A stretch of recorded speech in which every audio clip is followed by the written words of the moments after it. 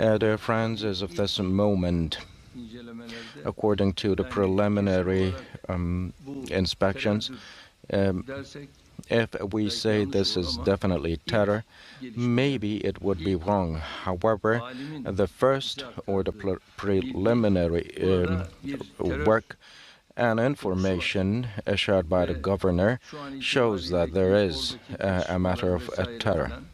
And also a woman is reported to have played a role in this.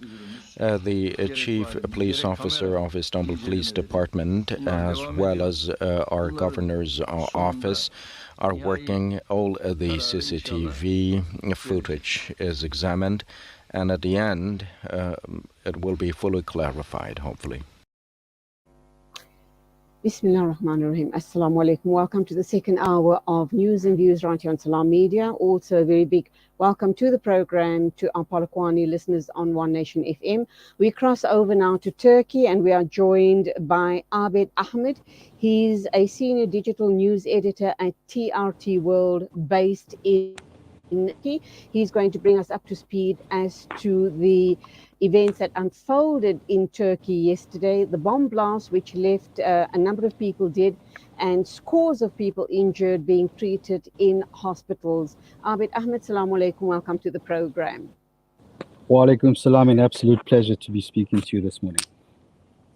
Absolute horrible issue that unfolded in a very popular, not only tourist destination, I should imagine. Lots of people do flock to that particular part of Istanbul. Tell us a little bit about the area and why do you believe people would have targeted that area, that specific location, as opposed to other locations? Well, firstly, before we even go down that road, we got to understand that this morning the Interior Minister, as you probably heard on your news bulletin, that the PKK terror group who have launched a 35-year campaign against Turkey by killing innocent civilians throughout the country. They are now behind the attack, and they are suspected of being behind the attack. And this is the first attack since the December bombings in 2016 outside the Vodafone Arena, the Besiktas Stadium, and also carried out by the same terror group, the same terror organization, where innocent people, innocent civilians were targeted. And so it's not about the area so much as to them trying to spread fear within Turkey. And I think the thing that we need to look at is how resilient the Turkish nation and the Turkish people are in the face of these so-called terror attacks. Moving on to your question, Istanbul's Istiklal Caddesi, a lot of people know this area. It starts off at the Taksim Square and it runs all the way down to through the Beyoğlu district, and it comes out at the end of Karakoy towards the Galata Tower. It's a very famous street where thousands of people flock to on a daily basis to do the shopping. We're talking, people from obviously a lot of locals, a lot of tourists as well. And, this is, they were trying to make a statement by carrying out the attack in such a robust, such a dynamic and such a vibrant area. But fortunately, it didn't, it wasn't a statement. I mean, the statement, it wasn't what they had expected. And it was a very, thanks to Allah, it was a very small attack compared to the devastation that was caused in previous bombings that they had carried out. Okay, so obviously the target was, this area is well known internationally. As you've indicated, lots of locals shop there as well, and it is a huge tourist attraction as well. And probably the motive was to create fear, not only with locals, but with visitors in the coming days, so to speak. You touched on the PKK, this supposed terror organization. What is the reason for them having bombed yesterday? And you've indicated in the past they carried out terror attacks as well. Are they the Kurdish people wanting self-determination, wanting self-rule, wanting their land, wanting their own land? Is that what this is all about? Well, just before we continue with this here, I mean, this is a massive, massive issue to unpack. And I mean, we obviously don't have the time right now to unpack this. I mean, as I mentioned, it's a more than 35-year terror campaign that they've launched against the people of Turkey. And just to correct you, the PKK are officially listed as a terrorist organization by Turkey, by the United States, and also by the European Union. So they are obviously, I mean, the YPG is the PKK's offshoot. They've got a lot of other offshoots as well. But this is a listed terrorist organization. And I mean, we have got 35 years of a terror campaign to unpack in a few minutes. I don't think I'll be able to do justice to that. And I think that will be a conversation for another time. The investigation with regards to what's happening right now, obviously the investigation is still ongoing. There's still a lot that needs to be unpacked. There's going to be a media briefing later this morning by the Interior Minister Suleiman Soylu, and we're also expecting an update from the Health Minister Fahrettin Koca. I mean, as we mentioned that at least six people were injured. 39 out of the 81, 6 people were killed, excuse me, and 39 out of the 81 people who were wounded during the attack have been discharged from hospital. And 5 of the 42 are in intensive care units, with 2 of them being in critical condition.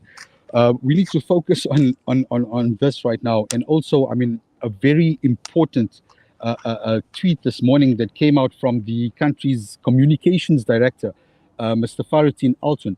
And, he said something very impressive. And living in Turkey for the past almost 7 years, I've seen this firsthand. He says that, once again, terrorism shows its ugly face in Istanbul. And he went on to say that terrorists, they still think they can intimidate Turkey through these type of horrible acts. But as I've experienced, and also in what he tweeted, is that these acts and these tragedies in the past, the nation of Turkey have always emerged stronger and more united. And this is the resilience. And I've never in my entire 20-year career in journalism experienced the resilience shown by any nation, for that matter, in the face of all these terror attacks that have been happening. I mean, I moved here in 2016, and that was one of the most bloodiest years. When the failed coup attempt happened, there was bombings left, right, and center by ISIS, by the PKK, etc. And I've never seen the resilience of people. And bottom line is that they don't cower to terrorists spreading the fear, thinking that the fear will work. You have to stop everything. You have to shut down the shops. You have to close down the streets. Everything's over. I mean, the investigation started yesterday at 4:20 after the bombing, and it continued overnight. By this morning, Istiklal was reopened to the public. Right now, if you go to Istiklal, you'll be there as if nothing's happened. Fine, you'll see sniffer dogs, you'll see a heightened police presence, and etc. But people are still continuing. They're going on their lives. Yes, they're holding it in their heart. Okay. It was tragic, etc. But the resilience is unfathomable. Yes.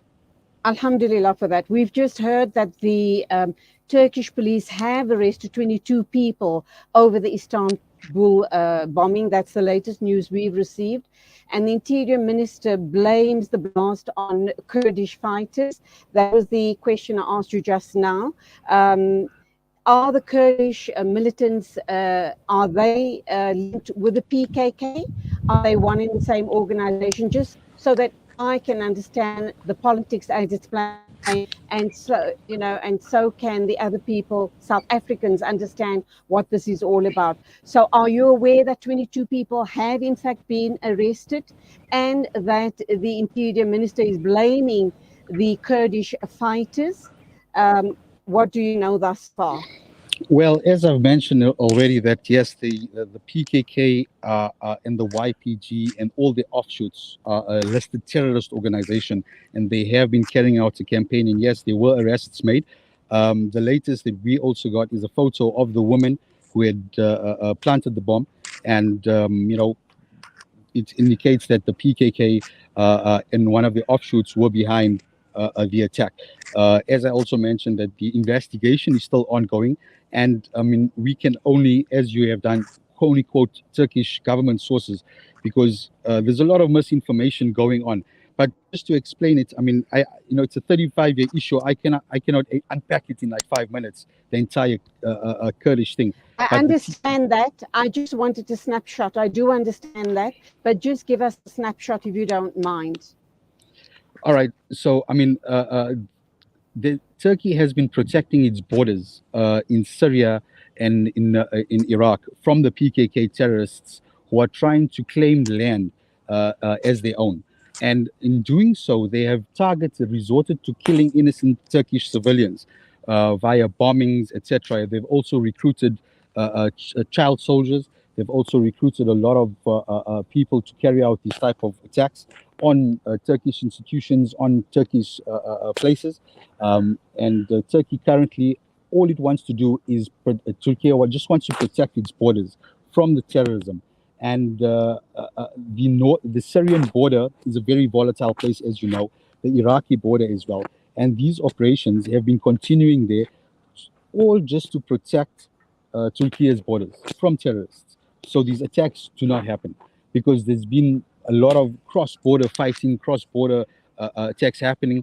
But since the operations were launched, a lot of these have actually just simmered down and stopped. So clearly they're resorting to drastic measures now, these terrorists. But, as I mentioned before, the resilience of Turkey, will never fail. And Turkey will continue to stand up and fight against these terrorist threats. Alhamdulillah, we will try and pick up on the story. Obviously, it is a developing story. We'll keep our eye on it.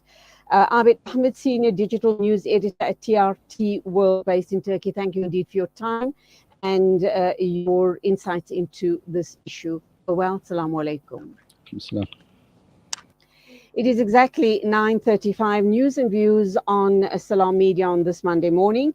Standing by, I hope, inshallah, is Professor Sipos Yepe to talk to us about the ANC National Executive Committee's meeting, which I understand was not completed over the weekend. Let's understand what that means for the upcoming conference, or will there be another meeting scheduled to complete matters at hand?